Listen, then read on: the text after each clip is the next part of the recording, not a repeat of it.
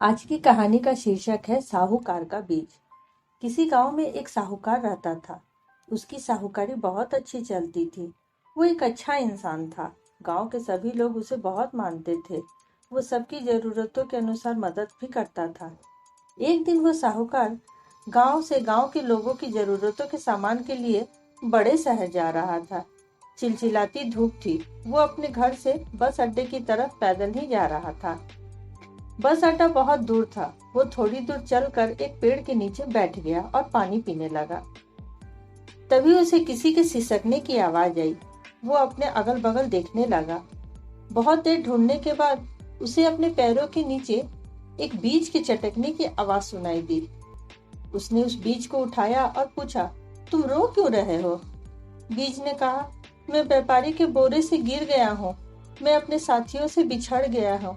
मुझे कहीं लगा दो तो मैं बच जाऊंगा, वरना इस चिलचिलाती धूप में मुझे पानी ना मिला तो मैं मर जाऊंगा।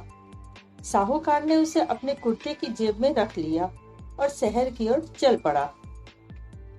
शहर पहुंचकर उसने अपने और अपने गांव वालों की जरूरतों का सामान लेकर मंदिर की ओर चल पड़ा। उसने उस बीज को मंदिर के आंगन में लगाना चाहा। तब बीज ने कहा, नहीं नहीं, मुझे यहाँ मत लगाओ। यहाँ दीपक की लौ और अगरबत्ती की धुएं में मैं रह नहीं पाऊंगा। मुझ पर लोग धागे बांधेंगे और मुझे पूजने लगेंगे। मुझे ये ढकोसला पसंद नहीं। फिर उस साहूकार ने उसे एक बड़े से मॉल के पास लगाना चाहा। तब बीज ने कहा, यहाँ तो बड़ी बड़ी गाड़ियों की धूल आएंगे और मैं मर जाऊंगा। तब साहूकार ने उसे एक बगीचे में लगाना चाहा। बीज ने कहा, मुझे वहां मत ले जाओ।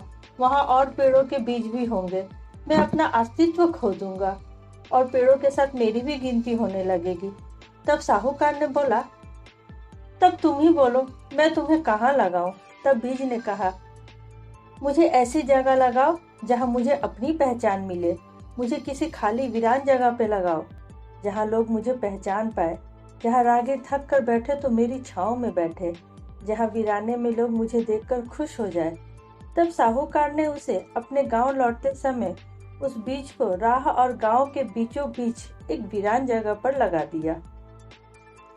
बीज ने कहा, तुम मुझे यहाँ लगाकर भूल जाओगे, तब भी मैं मर जाऊंगा।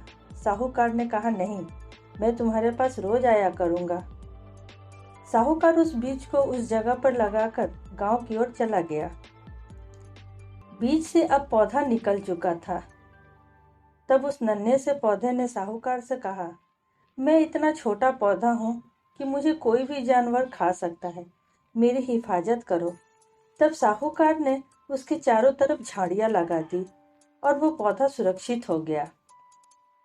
पौधा धीरे धीरे बड़ा हो रहा था। साहूकार रोज उसके पास जाता और उसकी सेवा करता। साहूकार भी अब बूढ़ा हो रहा था। देखते देखते वो नन्हा बीज एक बहुत बड़ा पेड़ बन गया। राहगीर उस पेड़ के नीचे बैठकर आराम करते। साहूकार भी अब बूढ़ा हो चला था। साहूकार ने अपने बेटों की शादी कर दी। साहूकार का कारोबार अब उसने बेटे संभाल लिए थे। एक दिन साहूकार के बेटों ने साहूकार को घर से निकाल दिया। साहूकार बहुत दुखी था। वो उदास होकर उस पेड़ के नीचे बैठ गया। तब उस पेड़ ने साहूकार से पूछा, तुम रो क्यों रहे हो? तब साहूकार ने अपनी सारी आपबीती सुनाई। तब पेड़ बोला, दुखी मत हो साहूकार, तुमने जिंदगी भर मेरी सेवा की है। अब समय आ गया है कि मैं तुम्हें तुम्हारी साहूकारी दे दूं। पेड़ कहा कि तुम मुझे काट दो और मेरी लकड़ियों से अपने लिए घर बना लो। साहूकार ने कहा, मैं इतना भी खुदगर्ज नहीं हूँ कि अपने स्वार्थ के लिए एक जीते जागते पेड़ को काट दूं। पेड़ ने कहा, ऐसी बात नहीं है।